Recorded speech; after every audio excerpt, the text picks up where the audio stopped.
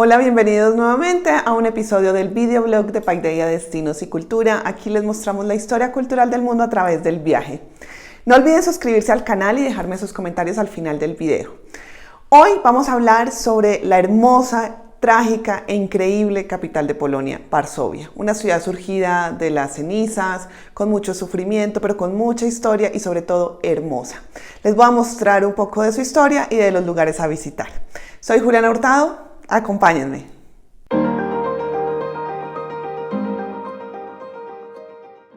El primer asentamiento en lo que actualmente es Varsovia se produjo entre los siglos X y XI.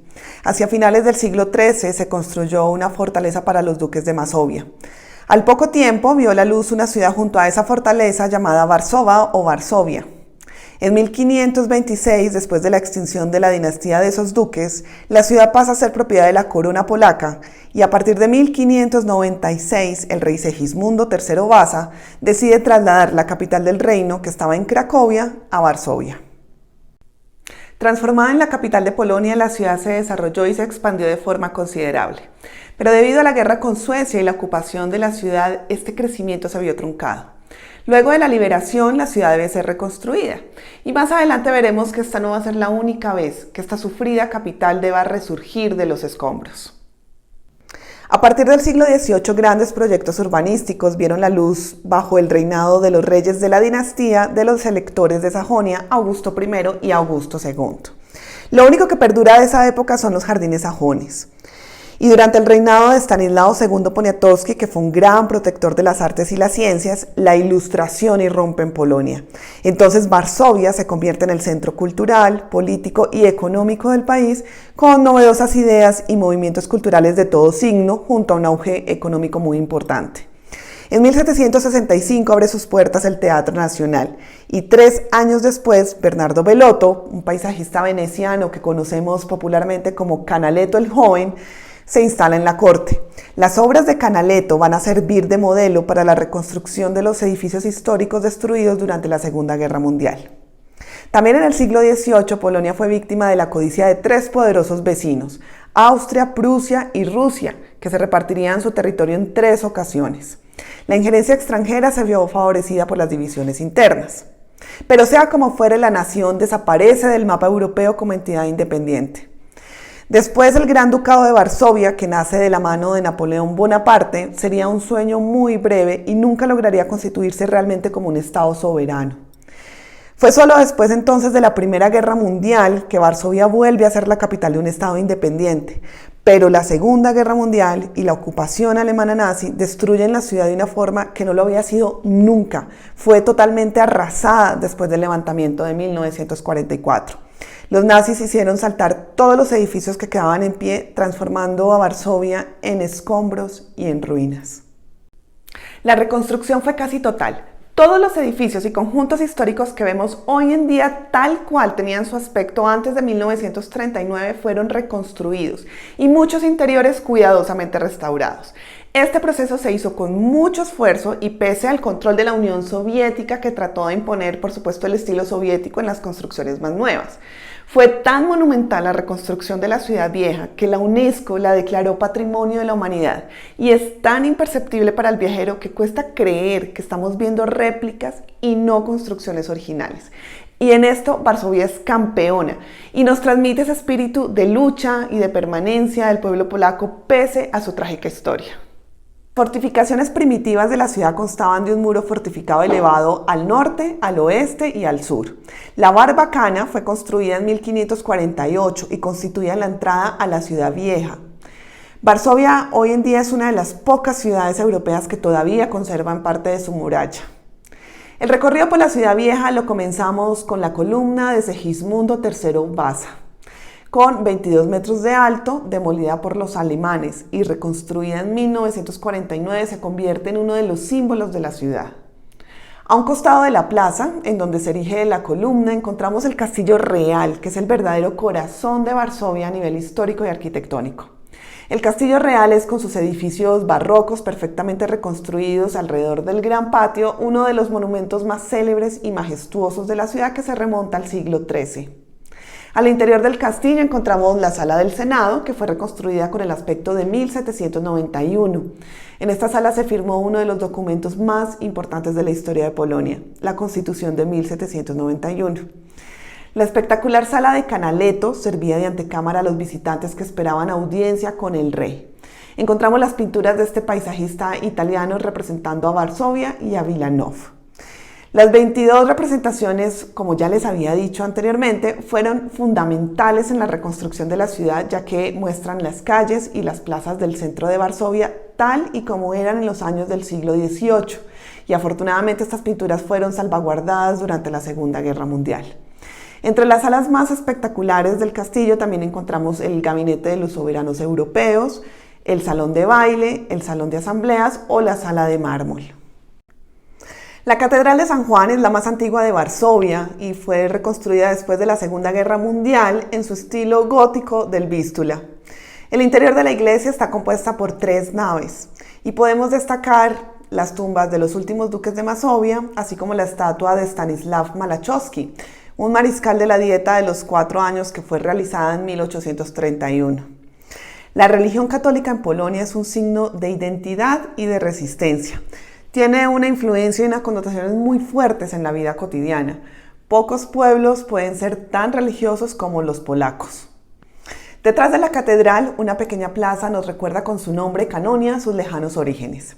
Fue creada en el emplazamiento de un antiguo cementerio y estaba bordeada de casas que habían sido construidas en el siglo XVI por los canónigos de la Catedral de San Juan.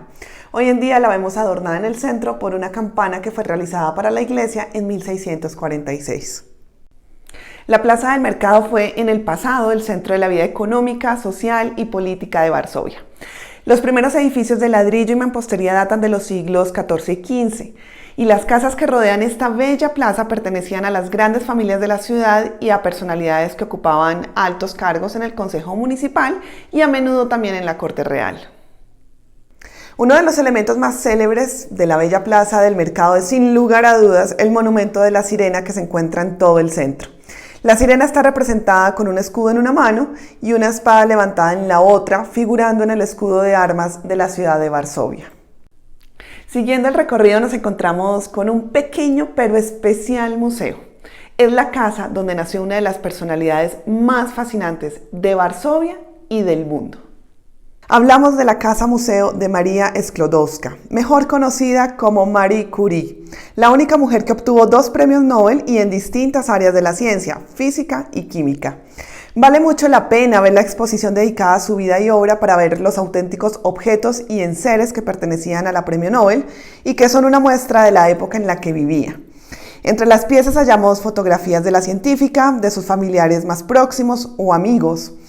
Encontramos documentos, sellos postales, monedas, medallas, periódicos de los años 20 y 30, libros o el decimonónico inmobiliario y herramientas de laboratorio. Seguimos por la calle Miodowa, situada junto a la Ciudad Vieja y que fue duramente alcanzada por los estragos de la Segunda Guerra Mundial, pero hoy está decorada de una serie de elegantes edificios, palacios e iglesias barrocas. Durante el tiempo de control soviético, las autoridades comunistas intentaron minimizar el heroísmo de los combatientes del levantamiento de Varsovia de 1944. Fue en 1989, es decir, 45 años después, que fue inaugurado el memorial en la Plaza Krasinsky. Este memorial es un decorado simple pero imponente que fue erigido para celebrar y sobre todo conservar el recuerdo de todos esos habitantes de Varsovia que lucharon para liberar la ciudad de la dominación nazi. El levantamiento de Varsovia de 1944 no fue el primer levantamiento en la historia de la ciudad. Ya se había realizado uno en 1863 contra las fuerzas de ocupación del momento, pero este del 1944 sería el más tenaz, cruel y devastador. Comenzó el 1 de agosto del 44 y duraría 63 días. Durante estos días se produjeron violentos combates, casa por casa. La resistencia polaca lucharía contra la maquinaria de guerra nazi sin apenas ayuda aliada y se motivaron viendo que el ejército soviético estaba justo ahí a orillas del Vístula, se levantaron y establecieron un gobierno nacional polaco antes de que las tropas soviéticas entraran.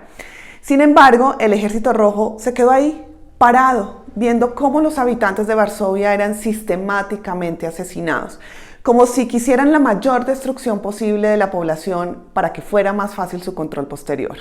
Esta es una herida que jamás le van a perdonar los polacos a los rusos. Fue una lucha heroica que con una ayuda eficaz aliada hubiera vencido, ya que estaban muy bien organizados, pero no fue así. Los insurgentes establecieron una muy eficaz red de comunicaciones. Tanto municiones, provisiones y heridos eran trasladados de un barrio a otro a través de las líneas enemigas o por las alcantarillas. La abundante prensa clandestina la distribuía un servicio de correos compuesto por jóvenes Boy Scout. Y una emisora de radio, la Bliskavika, que significa relámpago, empezó a emitir después de que se pasaran cables por el alcantarillado y se colocaran altavoces por toda la ciudad. Por supuesto que los alemanes estaban al tanto del levantamiento, pero les sorprendió el gran apoyo popular que tuvo. Hoy prácticamente todos los habitantes de Varsovia tienen algún familiar o conocido que participó o murió en el levantamiento. La ayuda aliada llegó tarde. Los bombarderos estadounidenses lanzaron desde el aire suministros de ayuda, pero para la fecha en que lo hicieron, las zonas controladas por la resistencia eran tan pocas que la mayor parte de esas ayudas terminaron en manos de los alemanes. Stalin, como ya hemos mencionado, detuvo el avance del Ejército Rojo, acabando con las pocas esperanzas que le quedaban a la resistencia. Ante la falta de ayuda y duras condiciones de la población civil, los líderes de la resistencia decidieron negociar los términos de la capitulación. Y la noche del 2 al 3 de octubre de 1944 se firmó el acta de rendición. Atrás quedaron 63 días de lucha y entre 150 y 200.000 muertos. De los sobrevivientes, 15.000 insurgentes fueron hechos prisioneros y más de 100.000 civiles, contraviniendo el acuerdo de capitulación, fueron deportados al Reich como mano de obra esclava o enviados a campos de concentración como Auschwitz. Siguiendo las órdenes de Hitler y de nuevo rompiendo el acta de rendición, Varsovia fue saqueada y destruida. Durante las siguientes semanas, más del 70% de la ciudad quedó reducida a escombros. Solo unos meses después, el 17 de enero de 1945, las tropas soviéticas entraron sin apenas resistencia en las ruinas nevadas de la capital de Polonia. Esta herida de la que Varsovia aún trata de reponerse está plasmada en el Museo del Levantamiento, un lugar imprescindible en la visita a la ciudad con un carácter evocador muy triste, en donde las reconstrucciones, documentos, proyecciones, ruidos, música de fondo, también como túneles representando alcantarillas, transportan al visitante a la atmósfera opresora de aquellos días. Quienes idearon este museo quisieron no solo recordar los acontecimientos, sino también recrear las atmósferas, los sentimientos, los miedos que acompañaron aquellos inolvidables días. Todo ello por medio de fotos, documentos, recuerdos de la época, pero también sobre todo gracias a una inteligente combinación de iluminación y fondos sonoros de música y sonidos. Un contexto que sumerge al visitante en la impactante y angustiosa realidad de la insurrección. Este museo es un homenaje de los habitantes de la Varsovia de hoy a aquellos que hace 76 años lucharon y dieron su vida por Polonia y por su capital. Al final del recorrido no se puede perder un video en 4D que recrea un sobrevuelo de la ciudad destruida y que resulta altamente impactante. Un año antes del levantamiento de 1944, Varsovia también vivió otro trágico momento. Entre abril y mayo de 1943, los ocupantes nazis tuvieron que enfrentarse a la inesperada resistencia de los judíos encerrados en el gueto de la ciudad. Los judíos polacos que habían sido siendo hacinados en el centro de la ciudad, en el mayor gueto de Europa, también dijeron basta a los abusos a los que estaban sometidos. El gueto fue levantado en 1940 por los alemanes nazis, separándolo del exterior con muros altos y puestos policiales. Encerraron allí a unas 400.000 personas. Las raciones de comida eran prácticamente nada, por lo que la gente moría de hambre en las calles, no había habitaciones suficientes para todos. Sin hogar, sucios, llenos de piojos, desnutridos, sin acceso a agua corriente. Lo que ocurrió se convertiría en uno de los símbolos del heroísmo polaco. El 19 de abril de 1943, las tropas nazis entraron al gueto por orden de Himmler, que había dado la orden de liquidarlo y enviar entre 60 y 70.000 personas al campo de concentración en Treblinka. Pero para sorpresa de los alemanes, estalló un levantamiento. Los ocupantes de aquel infecto lugar, lejos de amilanarse, ofrecieron una resistencia organizada. El gueto se defendía. Pero los nazis rodearon el gueto, destruyeron los búnkeres, refugios y escondites. Utilizaron explosivos y gases lacrimógenos y bombas de humo. Los soldados prendieron fuego y volaron casi todos los edificios del distrito, frente a casi 800 extenuados combatientes y pobremente armados. Miles de personas murieron allí y los supervivientes fueron enviados a los campos de exterminio. Hoy en día no queda nada del gueto de Varsovia, tan solo un pedazo de un muro con una placa escondida al interior de una urbanización. Los polacos de las siguientes generaciones por esto no tuvieron un registro vivo de lo que sucedió con los judíos de Varsovia. Y a esto le sumamos el hermetismo histórico soviético que terminó adoctrinando y silenciando un pasado que curiosamente fue descubierto por muchos polacos a través de la película El pianista de Roman Polanski. Fueron estas las primeras imágenes de lo que fue el gueto de Varsovia para muchos habitantes de la ciudad. Tan solo un pedazo de ferrocarril queda de la estación de donde partían los trenes hacia los campos de concentración. En la calle Zamenhof se erigió un monumento con la intención de recordar para siempre a aquellos héroes desesperados, el memorial a los héroes del gueto. Este monumento fue deliberadamente realizado en labradorita, una piedra importada de Suecia y que la propaganda hitleriana utilizaba para la construcción de los monumentos conmemorativos de las victorias de la Wehrmacht. Es muy difícil recorrer Varsovia sin toparse con uno de sus hijos más ilustres. Casi todo el mundo ha escuchado hablar de Frédéric Chopin o ha escuchado alguna de sus composiciones. Su música suena en la ciudad durante todo el año, con festivales, conciertos, concursos, y encontramos en muchos parques aquellos bancos que representan un piano y que la gente puede empezar a tocar y escuchar la música de este virtuoso compositor. En el Parque Lasienki encontramos un monumento a Chopin espectacular, en donde en verano se puede asistir a conciertos. Este bello parque también sirve para alejarse del bullicio de la ciudad y visitar la residencia de verano del último rey de Polonia, Stanislao Poniatowski. El parque encierra además en su recinto varias orangeries, un anfiteatro, un teatro cortesano del siglo XVIII, el Museo de la Caza y del Arte Ecuestre y numerosas estatuas ornamentales. No se puede dejar de visitar tampoco el Museo de Frédéric Chopin, que se encuentra en el histórico Palacio de los Ostrowski. Se trata de uno de los pocos museos biográficos multimedia de Europa, entre cuyas piezas están el último piano del compositor o una colección de sus cartas manuscritas y partituras.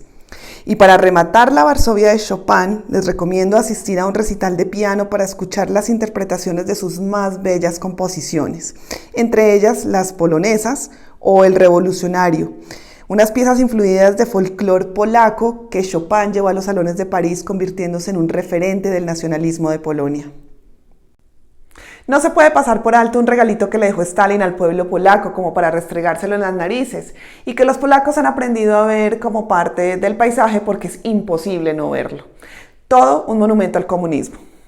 Se trata del edificio más alto de Varsovia. Está a la vista desde casi todos los rincones de la capital. El palacio fue erigido en 1955 por impulso de Stalin, siendo un regalo del pueblo soviético a los polacos. Construido por obreros rusos, durante mucho tiempo fue considerado un símbolo del poder socialista y un orgullo de la Polonia popular, acogiendo entre otras las sesiones del Partido Obrero Unificado Polaco. Fue además desde sus orígenes lugar de conciertos, exposiciones, ferias o exhibiciones. En la actualidad, el palacio es sede de varios teatros, un cine, museos, cafés de moda, la oficina principal de información turística, entre otros. Y subiendo a la terraza de la planta número 30, el viajero se sorprenderá con la vista panorámica de la ciudad. La fachada del palacio tiene una serie de nichos con diversos bajorrelieves que reflejan los distintos tipos de arte, disciplinas científicas, ámbitos técnicos o culturas. Así, por ejemplo, puede verse a un joven con un tomo de clásicos del comunismo bajo el brazo, una joven comunista de Komsomol, un arquero o una mujer de Asia Central. Enfrente de la entrada principal se encuentra una tribuna de piedra, lugar de honor desde el que los primeros secretarios del Comité Central del Partido Obrero Unificado Polaco saludaban a los asistentes en las marchas del 1 de mayo. En verano, en torno al palacio se celebran conciertos, muestras teatrales o sesiones de cine. Y en invierno, el área acoge una pista de patinaje. Por las noches, el palacio cuenta con una hermosa iluminación y en situaciones muy especiales se pone en marcha iluminación especial. Y finalmente es difícil imaginarse hoy la capital polaca sin su río. El Vístula ha tenido un enorme impacto en el desarrollo urbano de Varsovia y hoy ofrece a los turistas y a los vecinos un lugar de inigualable atractivo. Con varios kilómetros de longitud, este paseo fluvial se ha convertido en un lugar idóneo para pasear o andar en bicicleta. Yo recomiendo mucho dar un paseo en barco. En verano se ofrecen lanchas a motor, botes artesanales, ferries o piraguas.